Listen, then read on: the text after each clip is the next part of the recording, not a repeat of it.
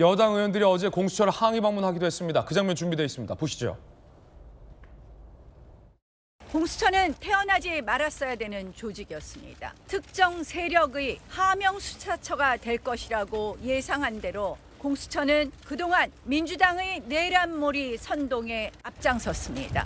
아시다시피 대통령 탄핵, 구속 사태의 본질은 대한민국의 법치주의가 붕괴되고 있다는 사실. 그 붕괴의 중심에는 공수처가 있고 또 그 중심에는 오동훈 공수처장이 있습니다. 영장을 청구하는 것 자체가 명백한 불법이고 원천무효입니다. 불법 체포, 위법 수사, 공수처장 사퇴하라! 사퇴하라! 사퇴하라! 사퇴하라! 국민 속인 영장 쇼핑! 공수처를 수사하라! 수사하라! 수사하라! 수사하라! 사실 이제 국회에서 국민의힘이 공수처장에게 질의를 한 바 있습니다. 대통령에 대한 영장들을 중앙지법에 청구한 사실이 있느냐, 관할 법원이 그때 이제 공수처가 그런 사실이 없다라고 답변을 했는데 대통령 변호인단 측이 뒤져보니 사실은 공수처가 대통령에 대한 영장을 여러 차례 중앙지법에 청구했다가 기각당한 사실이 뒤늦게 드러나면서 여당 의원들이 지금 공수처를 항의 방문한 겁니다. 나경원 의원님 어제 가셨군요, 공수처. 예, 어제 갔었습니다.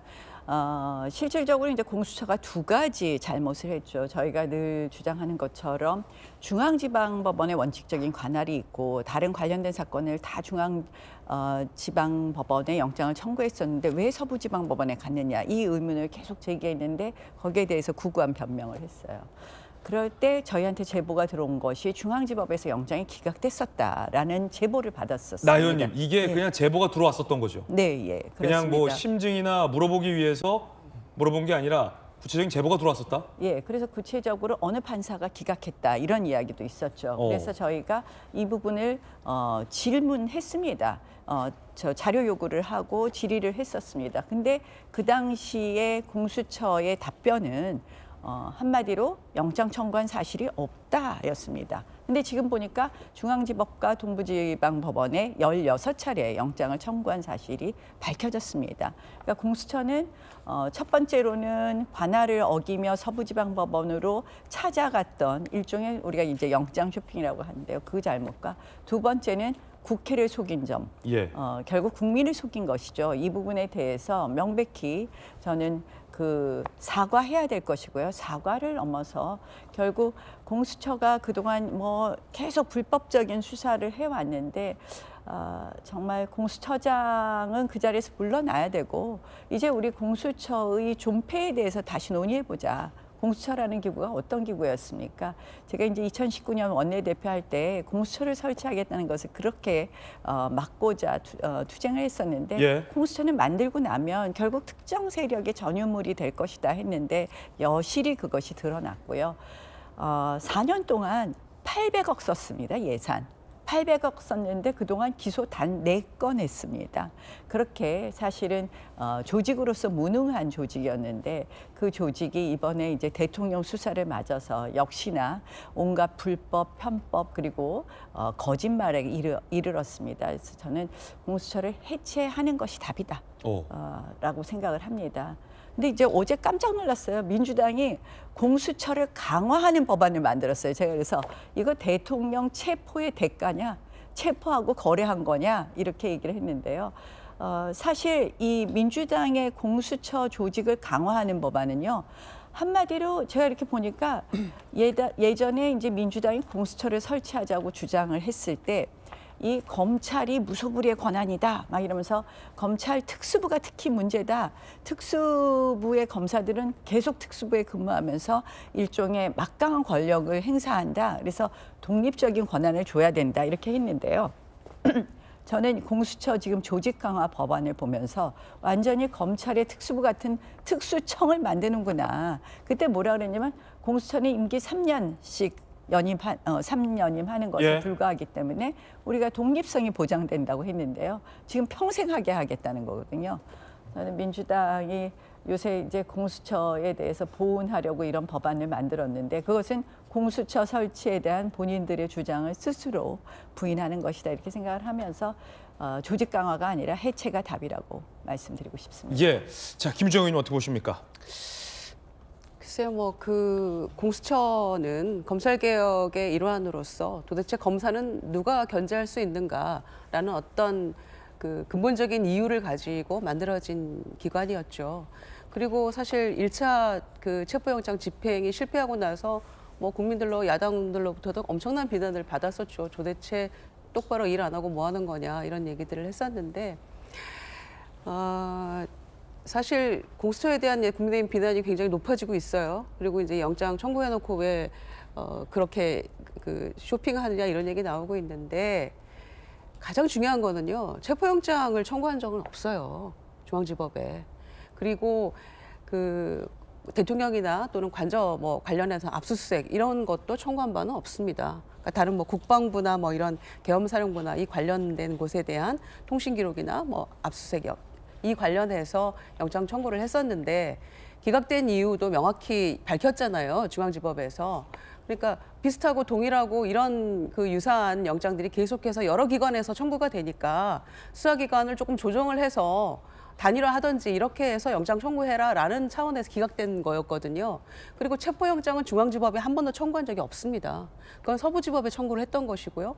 그랬더니 난생 처음 보는 체포영장 적부심을 또 중앙지법에 청구하지 않았습니까? 그런데 그거 기각됐잖아요. 그러면 그걸로 정리가 된 거라고 저는 생각합니다. 그런데 공수처를 두들겨 패면 헌재 탄핵 심판이 기각이 됩니까? 뭐 그런 상관관계가 있나요? 그래서 전현희 의원이 공수처에 대한 어떤 보십시오. 명태균 사건도 그렇고 그 주가 조작 사건도 그렇고 여러 가지 사건들과 관련해 가지고 공수처가 기관이 너무 그 기구가 적고 인원도 몇 명 안 되고 뭐 이런 한계가 있기 때문에 일하기가 쉽지가 않다라는 여러 가지 그 내부의 구조적인 문제가 드러나지 않았습니까? 그런 점에서 제대로 일할 수 있게 해서는 만든 지 몇 년 됐다고 이거를 없애나 좀 보완을 해서 제대로 일할 수 있는 발판을 마련해 주는 게 맞지 않나라는 그런 차원인 것이지 지난번에 곽종근 사령관을 민주당 의원들이 회유해가지고 뭐 말 바꾸는 거 아니냐 이렇게 됐다고 했지만 결국 말을 바꾼 쪽은 성일종 위원장 만난 김현태 단장이었잖아요. 저는 그런 차원에서 뭐 민주당이 뭔가 공수처와 그 모종에 뭔가 내막이 있는 것처럼 이런 시각은 전 난센스라고 생각하고요. 공수처장 이것저것 다 검토해서 윤석열 대통령이 임명한 공수처장입니다.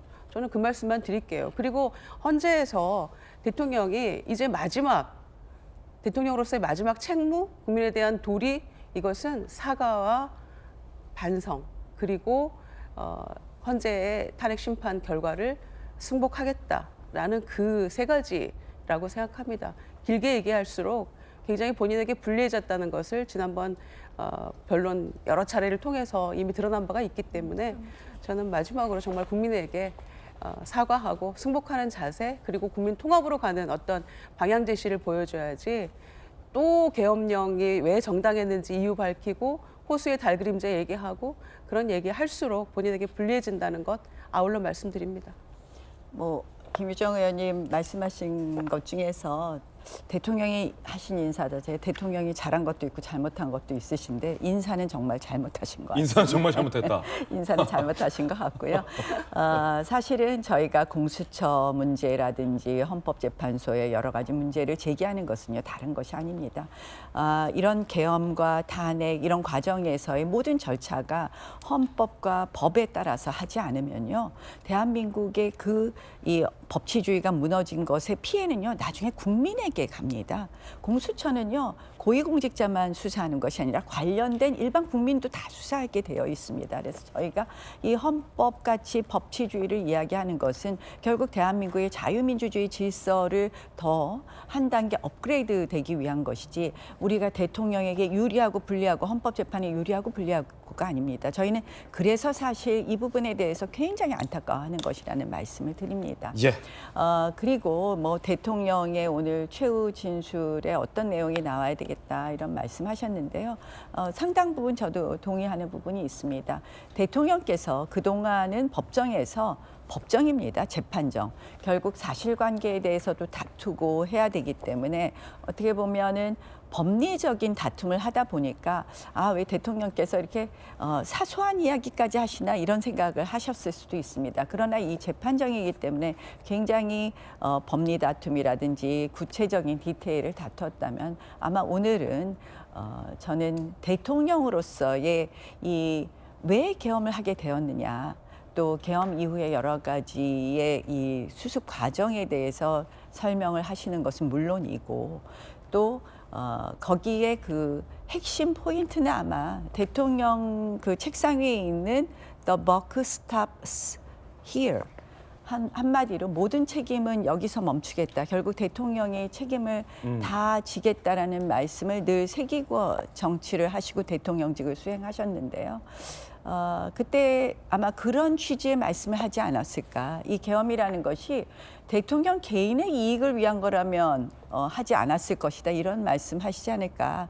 결국 국정 마비에 대한 대통령으로서의 책임, 이런 이야기를 하시게 되지 않을까 이렇게 생각을 합니다. 그리고 그런 것을 충분히 설명하는 것이 맞다고 생각을 하고요. 그러나 결국 국민 통합의 메시지, 승복의 메시지는 당연히 포함이 되어야 된다고 생각을 합니다. 예.